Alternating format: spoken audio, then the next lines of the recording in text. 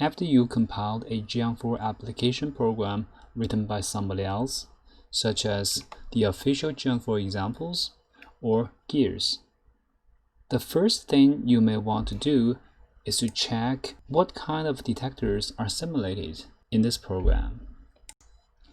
You can do so by browsing the source code, or better, to visualize it. If the detector geometry is written by you, visualization would help you to figure out if anything appears as what you want. The visualization chapter of the Geom4 manual for application developers describes in detail all the visualization method that is available in Geom4.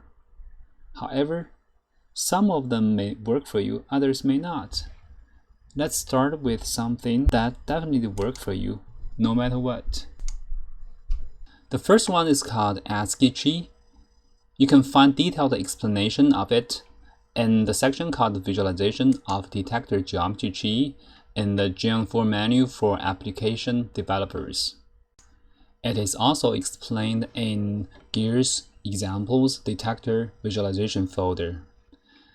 It does not really visualize the detector geometry. Instead, it prints a hierarchical list of volumes in a detector on your screen, like this one shown in your Geom4 manual.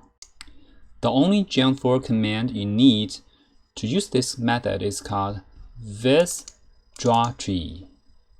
You can use another command called thisASCIItree verbals to control the amount of information to be printed on your screen. The higher the number, the more information. I found that number 13 prints the right amount of information on your screen. You can directly type in these commands in the Geom4 interactive session.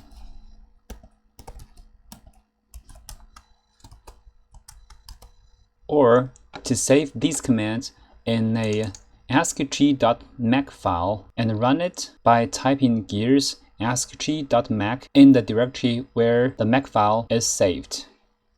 Let's take a look what's in ASCIItree.mac file. For sure, it contains the two commands we just introduced, thisASCIItree verbals 13 and thisDrawTree. I want to emphasize that these two commands has to be called after another command called runInitialize. The reason is because this command will trigger the construction of the detector in your memory. Without it, you have nothing to visualize. The first command is used to tell Gears to find the detector definition file. We're going to talk more about it in the next video. The last command is used to check if there's any overlapping between detector components. This would never happen in reality. However, it may happen more frequently than what you would think in a computer program.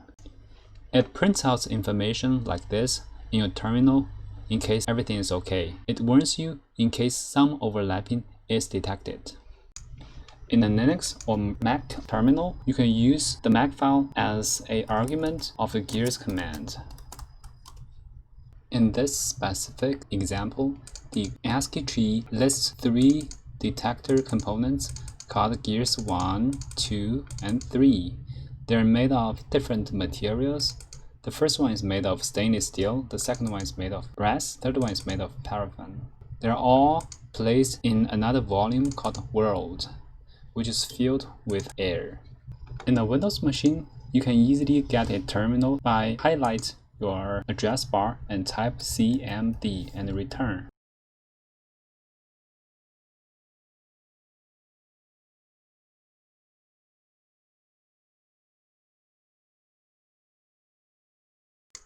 The second visualization method I would like to mention is called RayTracer. You can find detailed explanation of it in both the official Geom4 manual and in Gears. As indicated by its name, RayTracer shows the profile of the detector by shooting a bunch of fake rays through the volume of the detector. The profile of the detector will be shown once you have enough intersection points. A sample RayTracer macro file is shipped with Gears. Let's take a look at the command init. We've talked about the first 3 commands The fourth command is used to display the visualization setup for the individual detector components, such as the color or the line width. RayTracer can be called using the command visopen, followed by the name of the visualization method. Before you draw volume of your detector on a virtual canvas, you can set up the background of the canvas, the style of your drawing, or the viewpoint of your camera. The last command is used to generate a JPG file in your hard disk. Open the JPG file, you should be able to see the visualized detector geometry. The biggest advantage of this method is that it can be used for geometries that other tools may fail to visualize. The drawback of this method is that tracks of particles cannot be shown together with the detector geometry. The third method I'd like to mention is called VRML. Let's take a look at the contents of the sample VRML macro shipped with gears. The real name of the method is called VRML2 file. Remember, the method name is case sensitive. If you change it to lower cases, it won't work. In addition to the draw volume and the viewer flush command, I created a 2 MeV isotropic gamma ray in the center of our detector. In this simulation, 10 gamma rays are emitted. I then accumulate all the particle trajectories of this 10 events in the output file. After the execution of the macro file, it generates a g4.wrl file in the same directory. This file has to be viewed using an external program. The first one can be installed in any Linux distribution without the root privilege. The second one can be easily installed in Windows and Mac. View 3D Sim can be installed easily in Ubuntu using the standard apt command.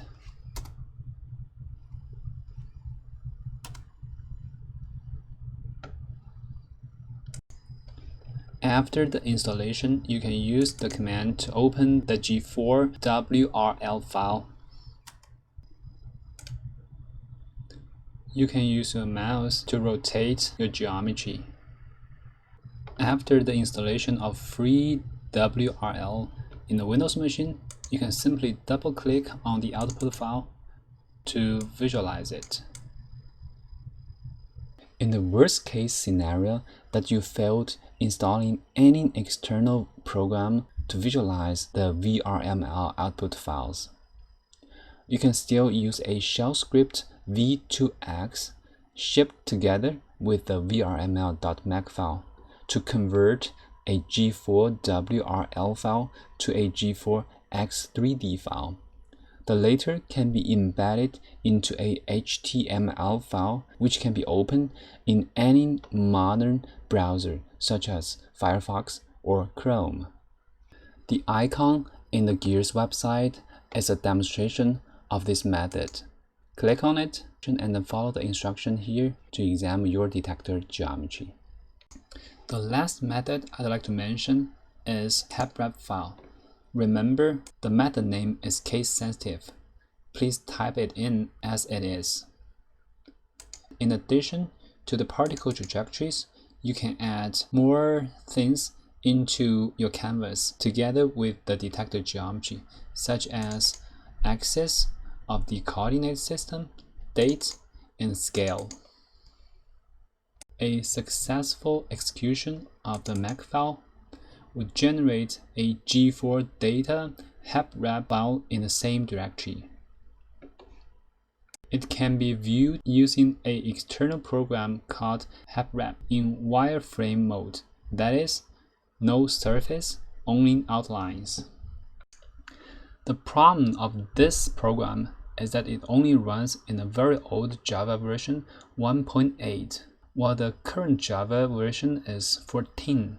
The Java shipped with Ubuntu is at version 11. In a Windows machine, you can easily download and install an old version of Java. In case of Mac or Ubuntu, please refer to Google on how to install an old version of Java.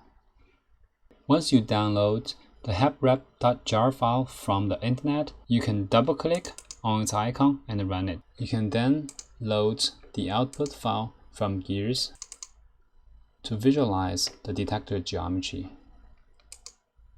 You can expand the detector component list in the right panel and turn individual components off and on. You can change the sizes of both panels. A right-click on the left panel would give you access to a lot of cool functions available in this geometry browser. For example, you can change the mouse function from scaling to rotation and then drag the geometry using your mouse.